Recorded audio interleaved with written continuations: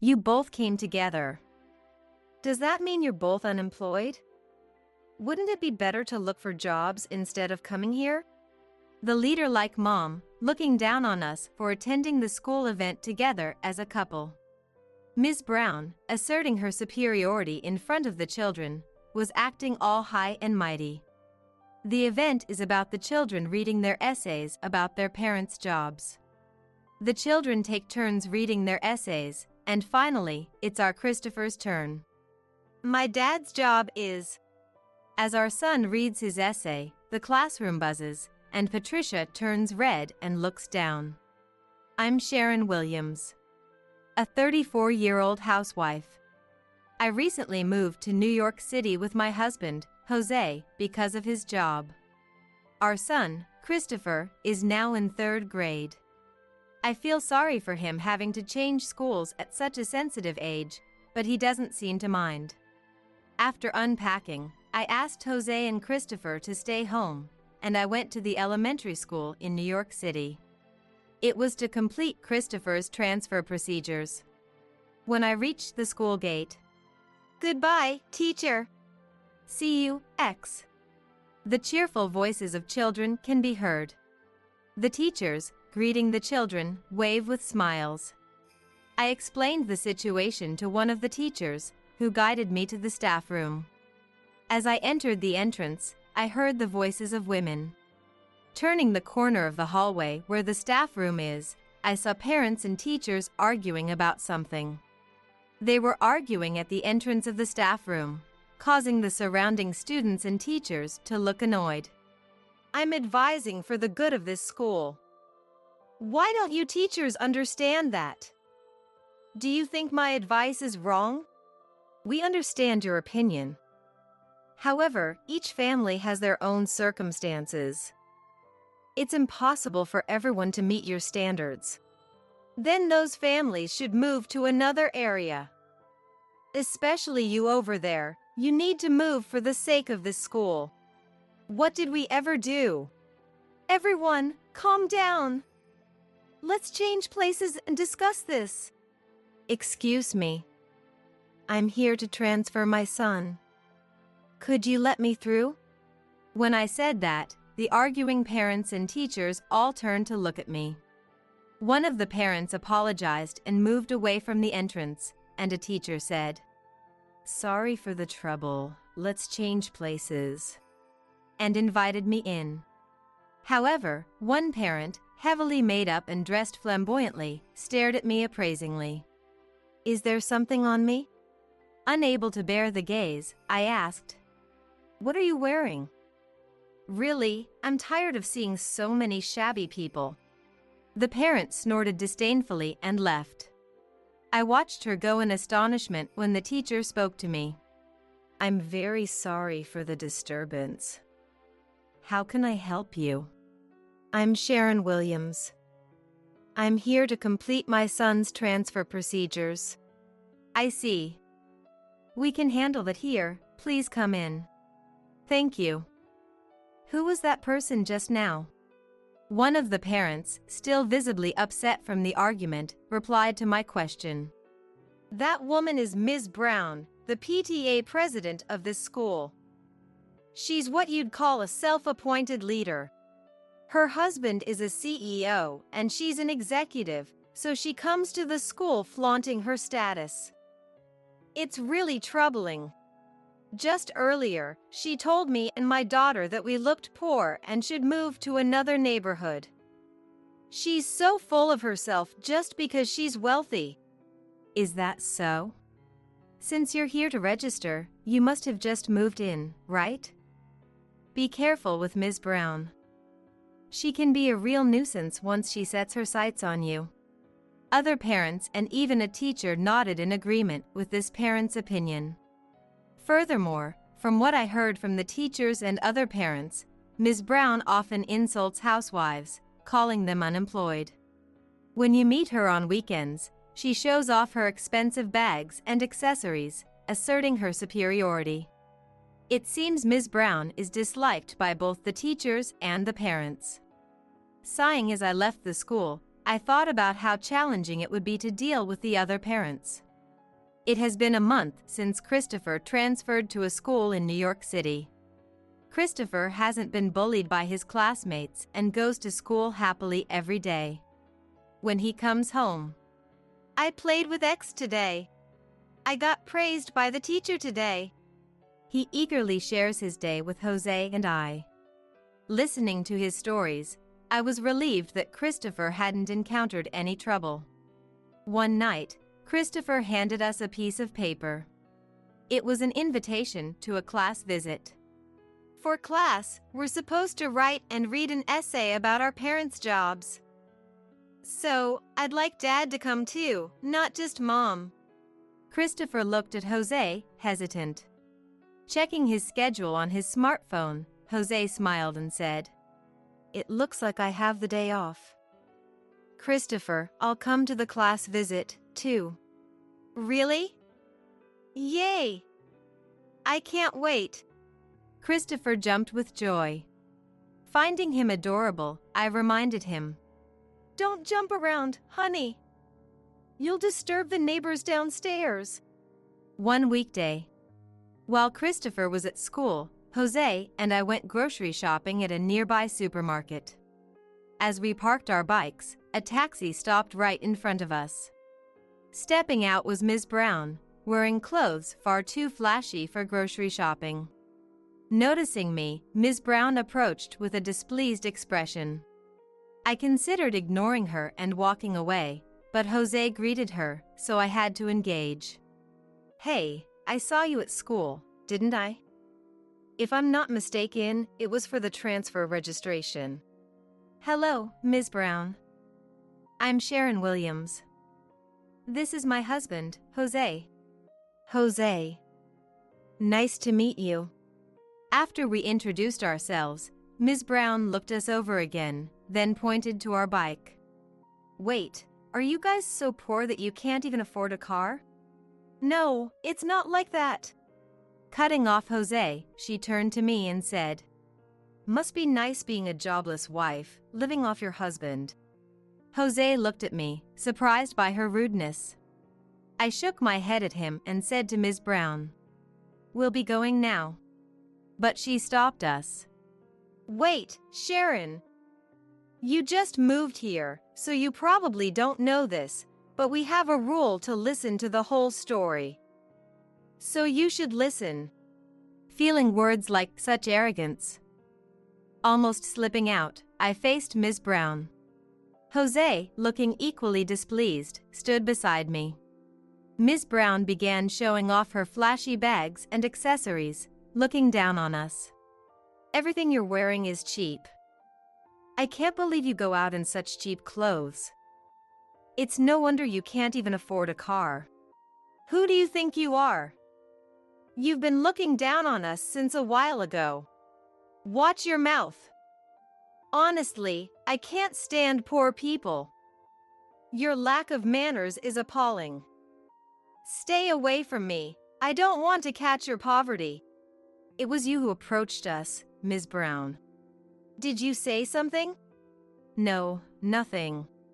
Even after that, Ms. Brown continued to show off her flashy bags and accessories, looking down on us.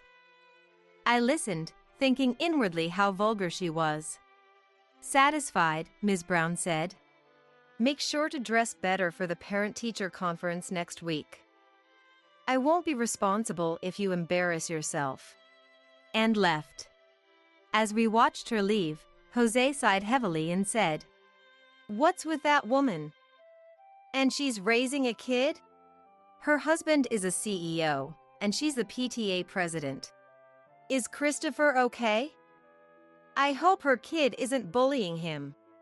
From what I can see, it doesn't seem like it. Jose and I sighed and then went shopping at the supermarket. Maybe Christopher is just pretending to be cheerful so we wouldn't worry. When feeling anxious, worries never seem to go away. At Jose's suggestion, we decided to pick up Christopher from school. From what we saw at the school gate, it didn't seem like he was being bullied. He was walking towards us, chatting happily with his new friends. When he spotted us, Christopher's face lit up. That's my mom and dad. He introduced us to his friends. After talking for a while, "See you tomorrow," he said to his friends and ran towards us. Seeing Christopher like this, Jose and I felt relieved. Before we knew it, the day of the parent-teacher conference arrived. Entering the classroom with Jose, we met Christopher's eyes, who had been looking forward to this day.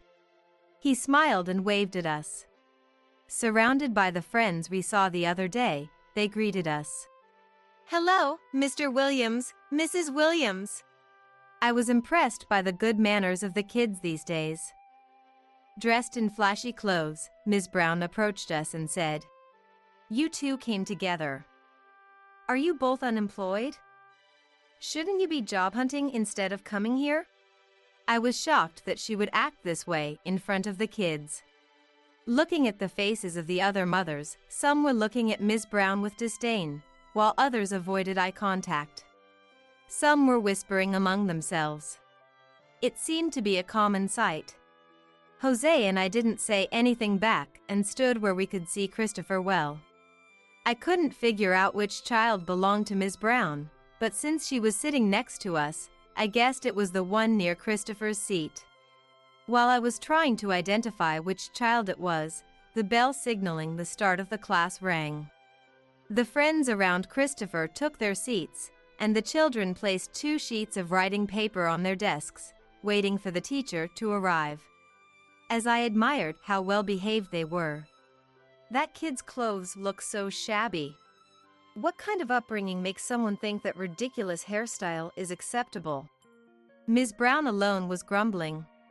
Worried that the children might hear her, I noticed that a boy sitting 2 seats behind Christopher was looking down in embarrassment. He seemed like a quiet boy. He was dressed in expensive clothes, but his shoulders were hunched, perhaps due to nervousness. "Straighten up. You're drawing too much attention." When Ms. Brown addressed him, the boy hunched his shoulders even more and shrank back. It seemed that this boy was Ms. Brown's child. As I was feeling a mix of emotions, the door opened and the teacher entered. With your parents sitting at the back, many of you might be feeling nervous. Let's take a deep breath together. Follow me. The teacher began deep breathing exercises to help the children relax. At first, the breathing was normal, but when the teacher held his breath without exhaling, the children burst into laughter. Ms. Brown's child, who had been tense earlier, also started laughing, along with the other children. The teacher seemed to have a good sense of humor. All right, let's proceed in order. Dorothy, you go first. The children stood up one by one and began reading their essays. For 3rd graders, the essays were impressively well written, and I was thoroughly impressed. Remembering my own elementary school essays, which were never as good, it was finally Christopher's turn. Christopher smiled at us and began reading his essay. My dad is a pilot. He flies planes all over the world. My mom used to work as a flight attendant, but now she stays home and cooks delicious meals for us. As Christopher read his essay, the classroom buzzed with excitement. Despite the teacher's efforts to quiet them. Wow! Christopher's dad is so cool! The children exclaimed. Indeed, just as Christopher wrote, Jose was an international pilot, and I used to be a flight attendant. Last month, we moved from Barcelona to New York. I can only speak Spanish. But Dad and Mom can speak many languages. So they can make the passengers on the plane smile. Can you speak other languages? Christopher's dad and mom, say something. Feeling a bit flustered. Could you say hello in different languages? The teacher intervened. Jose and I greeted in Spanish, French, German, Korean, and Chinese, receiving applause from the children, the teacher, and the parents. Dad stays fit by riding a bike instead of driving a car. Mom rides with him. Thanks to that, Dad and Mom never catch colds and are really strong. Glancing at Ms. Brown, I noticed her face had turned red, and she was looking down. Last week, it seems she felt ashamed for mocking us when we were riding our bikes. Dad flies a plane, taking clients to foreign countries. Mom stays home, cooking meals and cleaning the house for me and Dad, keeping everything tidy. I love Dad for flying planes and Mom for keeping our home nice and clean. After finishing his essay, Christopher sat down. The classroom erupted in applause, and Christopher gave a shy smile as he looked our way. Jose gave him a thumbs up, and when I mouthed "Great job," Christopher beamed with happiness. Next, other children read their essays, and then it was Ms. Brown's child, Liam's turn. The essay was filled with difficult words, and Liam stumbled through it several times. It was obvious that his mother had intervened in writing it. While the teacher watched over Liam, Ms. Brown quietly slipped out of the classroom. After all the children had finished reading their essays, the teacher instructed them to post their essays on the classroom wall.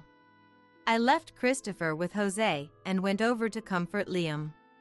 I knew it was self-satisfaction, but I just couldn't help but offer my support. Liam thanked me, but his face remained downcast.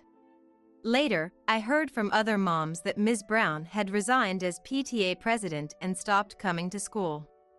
Even when we saw each other in town, she wouldn't initiate any conversation. While other parents and teachers seemed relieved by her absence, I couldn't share in their joy. Not showing up at school events made me feel incredibly sorry for her child. When I asked Christopher about Liam's condition, he said Liam seemed down. Sensing my concern for Liam, Christopher invited him over to our house. Apparently, they found common interests and hit it off. As they spent more time together, Liam gradually regained his smile. Christopher was thrilled to have made a best friend. Christopher is eagerly counting down the days until the weekend, when they're set to play at a nearby park. Jose has been visiting the school during breaks from work, giving special lectures about his job at the airport and as a pilot. Since Jose has held several classes at Christopher's school, Christopher has become quite popular. I was also asked to give lessons at the school, teaching Spanish. I'm grateful for having obtained my teaching license during my student days. The three of us are living happily and joyfully in New York every day.